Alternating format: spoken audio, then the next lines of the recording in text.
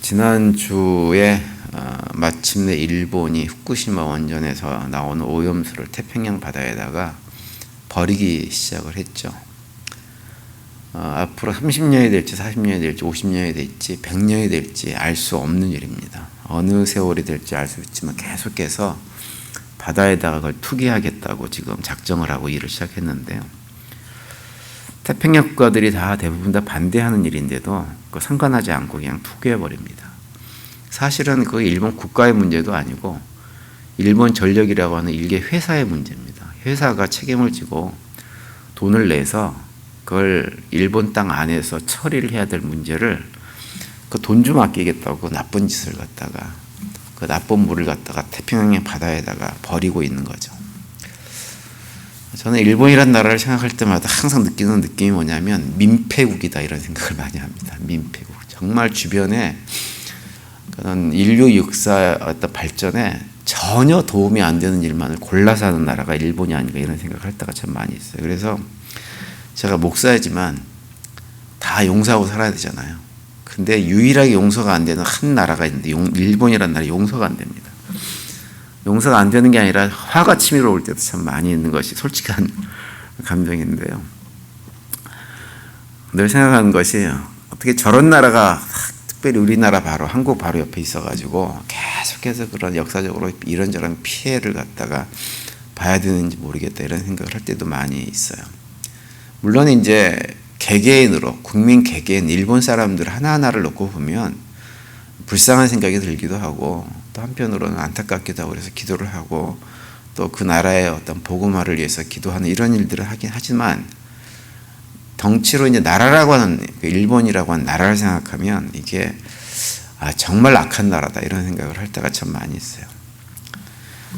그런데 이제 미국에 살면서 거기에 더해서 또 화가 나는 건 뭐냐면 그런 나라를 우리가 살고 있는 이 미국이라는 나라가 굉장히 두둔해 준다고 하는 거예요.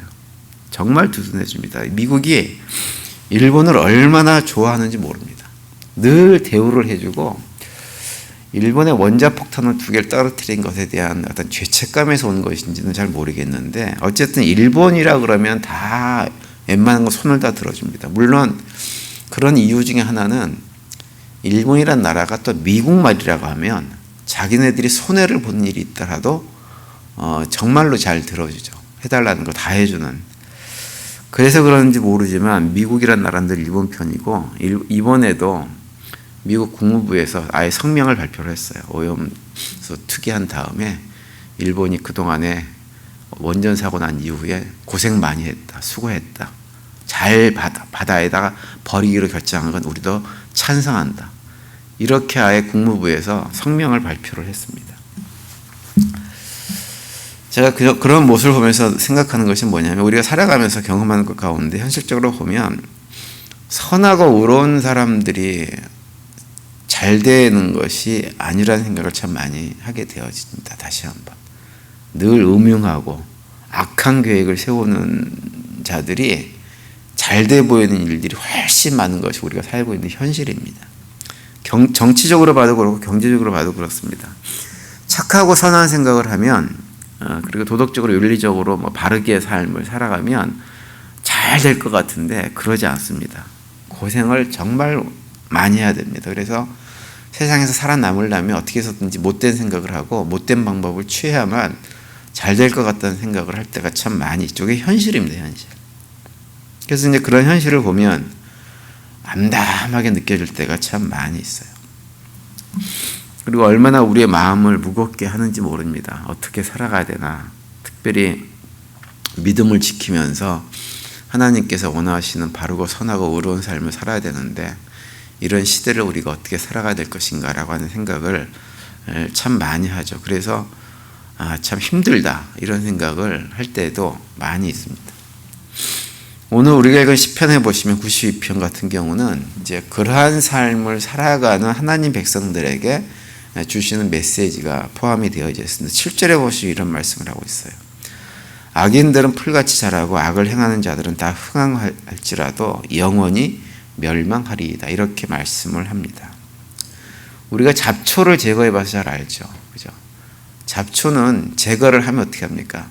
돌아서면 또 나오고 돌아서면 또 나오고 우리 교회 뒷마당에 있는 잡초도 얼마나 잘 자라는지 모릅니다. 그게 한 2주마다 깎는데도 그게 조금만 며칠만 늦으면 막 이렇게 자라가지고 언제 깎나 얼마나 보기가 싫고 답답한지 모릅니다. 정말 잘 자라는 것이 잡초죠. 그러니까는 이 오늘 시편 92편 7절에서 말씀하고 있는 것처럼 흥황한다고 하는 표현이 딱 맞을 정도로 정말로 잘 자라는 것이 잡초고 순식간에 세상을 덮어버립니다. 그런데 우리가 잡초를 잘라봐서 알지만 이 잡초라고 하는 것은 오래 가지 못합니다. 날씨만 좀 바뀌면 또 금방 사그러져 버리는 것이 잡초예요. 그리고 끊임없이 누군가에서 배임을 당해야 되는 운명에 처한 것이 잡초들입니다. 이건 뭘 얘기하냐면 하나님께서 이 땅에 악이 흥황하는 것처럼 보이지만 하나님은 그 악을 가만 놔두지 않겠다고 하는 것을 보여주는 거예요. 그러면서 하시는 말씀이 12절입니다. 12절 보시면 이렇게 말씀하세요. 의인은 종려나무같이 번성하며 레바논의 백향목같이 발육하리로다. 이렇게 말씀을 하고 있습니다. 의인들은 종려나무처럼 번성할 것이다. 이렇게 말씀을 해주고 있어요. 종려나무는 성경에서 아주 많이 등장하는 나무죠. 열왕기상 6장에 보면 솔로몬이 성전을 건축할 때 사면 벽과 문짝을 종려나무 형상을 갖다가 이렇게 새겨놨던 것을 우리가 알 수 있고, 또 레위기 23장에 보면 초막절 절기를 지킬 때 종려나무 가지를 흔들면서 즐거워했다고 하는 기록도 있습니다. 또 복음서에 보면 예수님께서 예루살렘 성에 입성하실 때 많은 사람들이 종려나무 가지를 가지고 나와가지고 흔들고 주님을 찬양했다. 이런 기록들도 있습니다. 그리고 계시록 같은 데 보면 계시록 7장 9절에 보면 환난 중에 구원받은 성도들이 보좌 앞에서 어린 양 앞에서 종려나무 가지 가지고 이렇게 찬양하고 한다. 이런 표현이 언급되기도 합니다. 그래서 이 종려나무 가지는 하나님 백성들의 의로움과 그들의 거룩함과 또 그들의 찬양을 이렇게 노래하는데 사용되어지는 이런 어떤 것이 이 종려나무입니다. 그런데 오늘 시편에서는 바로 의인들이 그 종려나무처럼 될 것이다. 잡초같이 되는 것이 아니라 종려나무처럼 될 것이다 라고 말씀을 하고 있는 거예요. 이 시편 92편은 작자는 뭐 우리가 알 수 없습니다. 누가 지었는지 언제 지었는지 알 수 없는 예배시인데요. 표제를 보면 어떻게 되어 있냐면 안식일날 성전 예배 때 사용된 시 이렇게 되어져 있어요. 그러면서 주제를 뭐라고 언급하고 있냐면 악인의 멸망과 의인의 흥왕 이렇게 언급을 해놓고 있는 시편입니다. 그러면서 이제 사용되어지는 비유가 종려나무이죠. 종려나무를 통해서 의인들을 묘사를 하고 있는 것입니다. 그러면서 의인들은 잡초처럼 흥황하는 존재가 아니라 종려나무처럼 번성하게 될 것이다. 이렇게 말씀을 해주고 있는 거예요. 종려나무에는 크게 두 가지 특징이 있습니다. 한 가지는 뭐냐면 굉장히 큰 나무입니다. 작은 나무가 아니라 18m에서 24m까지 성장을 한다고 하니까 상당히 큰 나무죠. 열매가 풍성하고 아주 장수하는 나무가 종려나무입니다.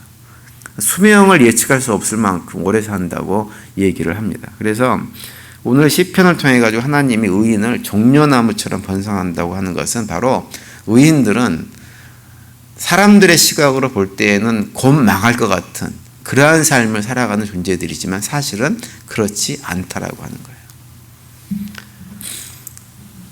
그래서 우리가 눈에 보이는 현상만을 이렇게 보고 있으면 악이 정말 득세하는 것처럼 보여요.